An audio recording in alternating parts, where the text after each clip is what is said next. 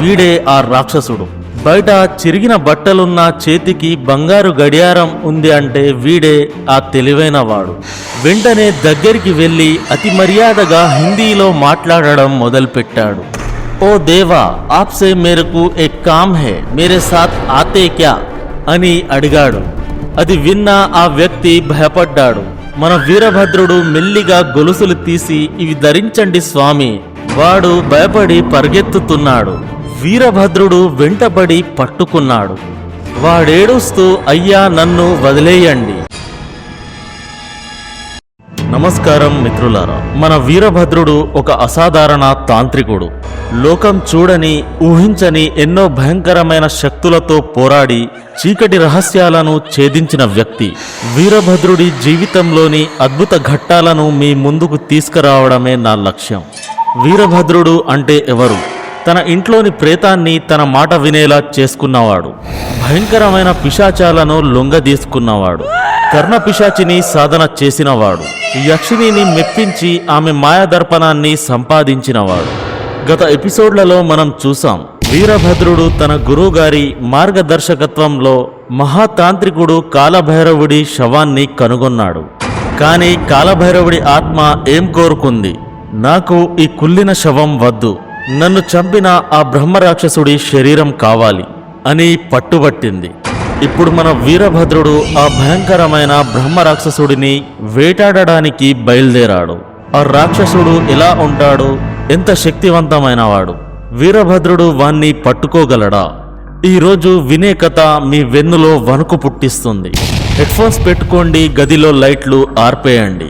ఎందుకంటే ఇప్పుడు మీరు భయం అనే ప్రపంచంలోకి అడుగు పెడుతున్నారు. వీరభద్రుడు ఆ పాడుబడిన శ్మశానంలో కాలభైరవుడి శవాన్ని తీసుకొచ్చాడు. ఆ శవం ఇప్పుడు సగం బతికిన స్థితిలో ఉంది. కానీ కాలభైరవుడు తన పట్టు వదలలేదు. నేను ఈ శరీరంలో ఎక్కువ కాలం ఉండలేను. నాకు ఆ బ్రహ్మరాక్షసుడి దేహం కావాలి. వాడు నన్ను అన్యాయంగా చంపాడు. వాడి మీద నేను పగ తీర్చుకోవాలని గర్జించాడు. అక్కడ ముగ్గురున్నారు. వీరభద్రుడు, వీరభద్రుడి గురువుగారు మరియు ఆ జీవశ్రవమైన కాలభైరవుడు.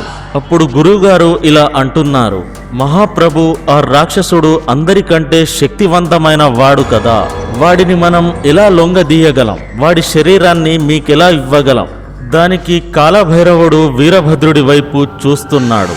అది చూసిన గురువుగారు వెంటనే మౌనంగా ఉండిపోయారు. కాలభైరవుడు ఇలా అన్నాడు, వీరభద్ర, నువ్వు మాత్రమే ఈ పనిని చేయగలవు. వాడు చాలా బలవంతుడని నేను ఊరికే అబద్ధం చెప్పను. వాడిని తీసుకురావడం నీకు పెద్ద కష్టమేం కాదు. అది విన్న వీరభద్రుడికి తన మీద నమ్మకం పెరిగింది. అవును, మీరు నాలోని గొప్ప తాంత్రికుడిని చూస్తున్నారు. నేను తప్పకుండా ఆ రాక్షసుడిని బంధించి తెస్తాను అంటున్నాడు. కానీ లోపల అతనికి ఒక చిన్న భయం అతన్ని తొలిచేస్తుంది. ఆ భయాన్ని చూసిన వాళ్ళిద్దరూ వీరభద్రుడి భయం పోగొట్టడానికి ఆ ఇద్దరు తాంత్రికులు ఒక చెట్టు కింద కూర్చున్నారు. కాలభైరవుడు జ్ఞానబోధన మొదలుపెట్టాడు. చూడు వీరభద్ర, ఈ చెట్టును చూడు. పైన ఆకులు కొమ్మలే కనిపిస్తాయి, కానీ లోపల ఉన్న వేర్లు మాత్రం కనిపించవు. మన శక్తి కూడా అంతే, వేర్లలా లోపల ఉండాలి. అవసరమైనప్పుడే బయటికి తీయాలి. నువ్వు నీ బుద్ధిని ఉపయోగించాలి. నీ బుద్ధిని తెరువు అన్నారు.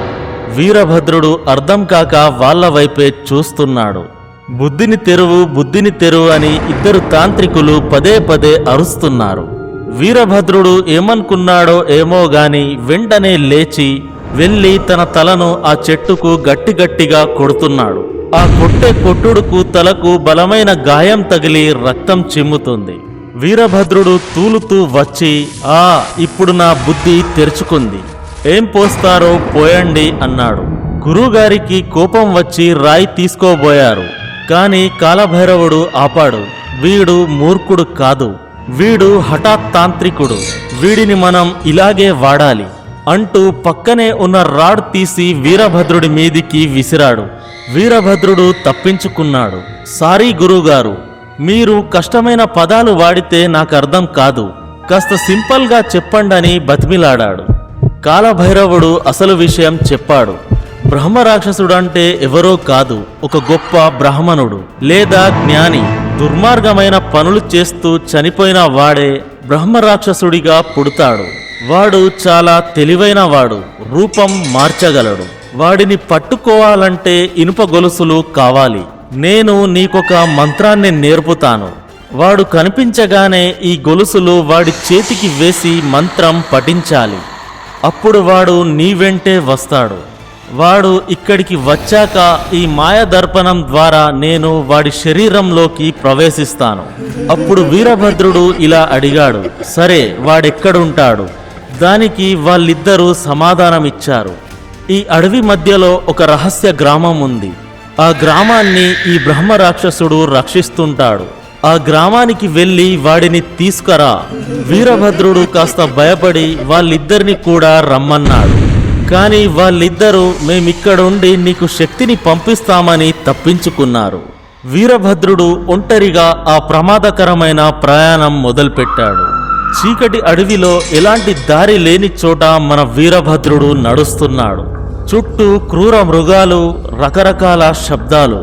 చివరకు అతనొక గ్రామానికి చేరుకున్నాడు. ఆ గ్రామం చూడ్డానికి చాలా వింతగా ఉంది. సాధారణంగా ఊర్లలో పసుపు రంగు లేదా తెల్లటి రంగు వెలుతురులుంటాయి. కానీ అక్కడ నీలిరంగు లాంతర్లు వెలుగుతున్నాయి. గడ్డి కలపలతో చేసిన 3 అంతస్తుల ఇల్లులు పాతకాలం నాటివే అయినా ఆధునికంగా కనిపిస్తున్నాయి. వీరభద్రుడు ఎవరిని అడగాలని ఆలోచిస్తూ ఒక యువతిని చూశాడు. చూసి, అమ్మాయి గారు, ఒక్క నిమిషం మాట వినండి అని పిలిచాడు. ఆమె పోవోయ్ అని గట్టిగా అరిచింది. వీరభద్రుడు మర్యాదగా బతిమిలాడుతున్నా వినకుండా ఊరి జనాన్ని పిలిచింది. ఊరి జనం వచ్చి వీరభద్రుడిని కొట్టబోయారు. అప్పుడు వీరభద్రుడు తన గురువు నేర్పిన టెక్నిక్ని వాడాడు. ఎదుటివారి కాళ్ళ మీద పడి అతి వినయాన్ని ప్రదర్శించడం. అది చూసి జనం శాంతించారు. కాసేపయ్యాక వీరభద్రుడు తెలివిగా ఒక ముసలాయనను వెతికాడు. ఆ ముసలాయన వయసు 95 ఏళ్ల పైనే ఉంటుంది. లేవలేడు కూడా. వీరభద్రుడు తన దగ్గరికి వెళ్ళి ఆయన భరోసా గెలుచుకున్నాడు. కాసేపు సరదాగా మాట్లాడి అసలు విషయం అడిగాడు. తాత, నాకు బ్రహ్మరాక్షసుడు ఎక్కడుంటాడో తెలుసుకోవాలని ఉంది. అది విన్న ఆ ముసలాయన షాక్ అయ్యాడు. నీకెలా తెలుసు? వాడు ఈ ఊరిని కాపాడుతుంటాడు. వాడి జోలికెళ్తే చచ్చిపోతావని హెచ్చరించాడు. కానీ వీరభద్రుడు పట్టుబట్టడంతో ఊరి బయటికి వెళ్ళు. అక్కడ నీకెవరైనా వింతగా అతి తెలివైన వారిలా కనిపిస్తే వాడే బ్రహ్మరాక్షసుడు. మన వీరభద్రుడు ఊరి బయటికి వెళ్ళాడు. అక్కడ వింత శబ్దాలు, గాలి కూగే చెట్లు. వీరభద్రుడు ముందుకు సాగుతున్నాడు. అక్కడొక వ్యక్తి కనిపించాడు.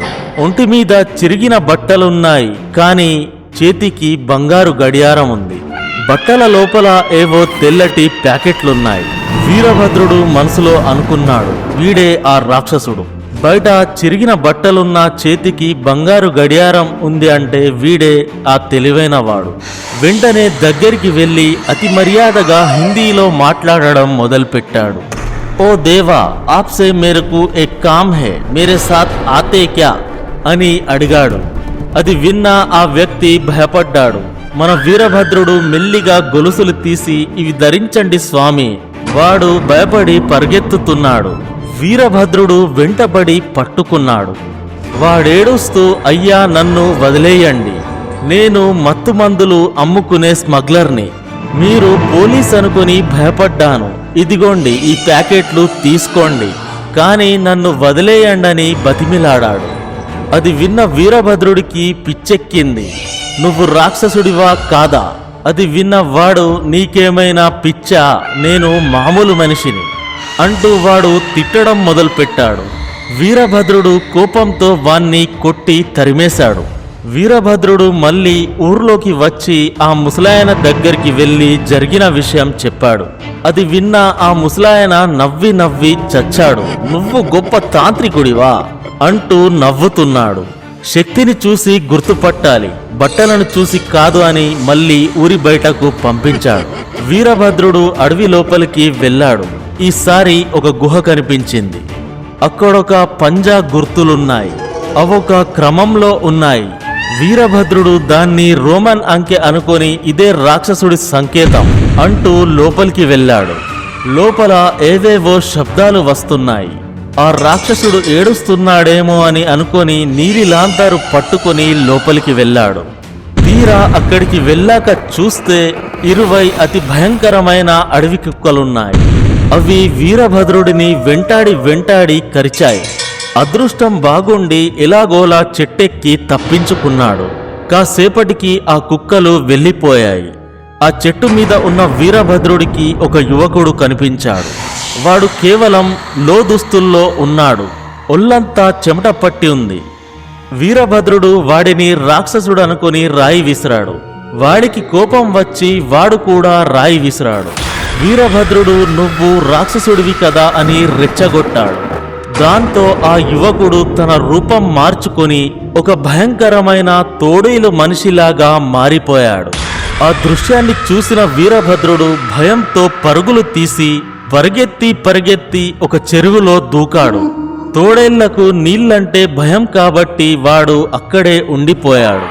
4 గంటల తర్వాత వాడు మామూలు మనిషి అయి నిద్రపోవడంతో మనం వీరభద్రుడు బయటపడ్డాడు. వీరభద్రుడు ఆ దెబ్బలకు నీరసించి ఆ గ్రామంలోని పెద్దాయన దగ్గరికి మళ్ళీ చేరుకున్నాడు. తాత, నాకు రాక్షసుడు దొరకడం లేదు. ఎవడు పడితే వాడు నన్ను కొడుతున్నాడు.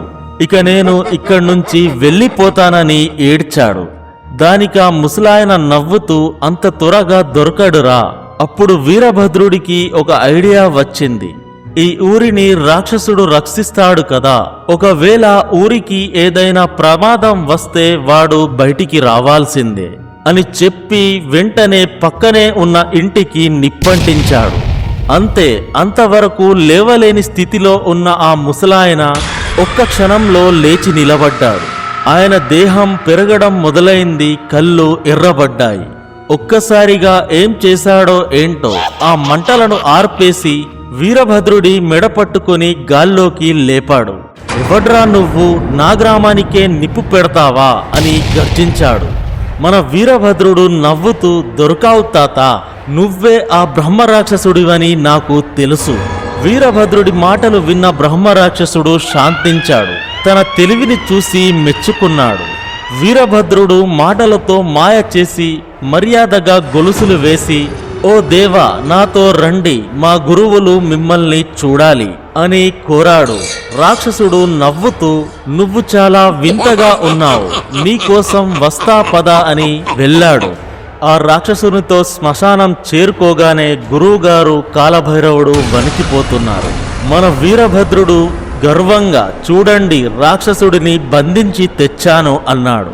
అది విన్న బ్రహ్మ రాక్షసుడు ఒకే ఒక్క విసురుతో ఆ గొలుసులను తెంచేశాడు. ఒరేయ్ కాలభైరవ, మళ్ళీ బతికావా? నిన్ను ఆ రోజే చంపేశాను, మళ్ళీ నా శరీరం కోసం కుతంత్రాలు చేస్తున్నావా? వాళ్లకు అప్పుడే అసలు విషయం తెలిసింది. కాలభైరవుడేమి మహాతాంత్రికుడు కాదు. రాక్షసుడిని ఓడించలేక తానే చనిపోయాడు. వాడో పిరికివాడు. ఇదంతా ఆ బ్రహ్మరాక్షసుడు వాళ్లతో చెప్పాడు. ఆ విషయం తెలిసిన వీరభద్రుడు షాక్ అయ్యాడు. ఆ రాక్షసుడు ఆ ముగ్గురిని చితక్కొట్టి మళ్ళీ నా జోలికి వస్తే చంపేస్తానని చెప్పి అక్కడి నుంచి వెళ్ళిపోయాడు. అప్పుడు గురువుగారు వీరభద్రునితో, అరేయ్, వాడు నిజంగానే వస్తాడని నేను అనుకోలేదురా, ఏదో సరదాకు చెప్పానని అన్నాడు. అసలు కాలభైరవుడి రహస్యమేంటి? ఆ మాయదర్పణం ద్వారా ఇంకేం జరగబోతుంది? ఆ శ్మశానంలో జరగబోయే వింతలేంటి? తెలియాలంటే వచ్చే ఎపిసోడ్ వరకు ఆగాల్సిందే. అంతవరకు సెలవు, జాగ్రత్త.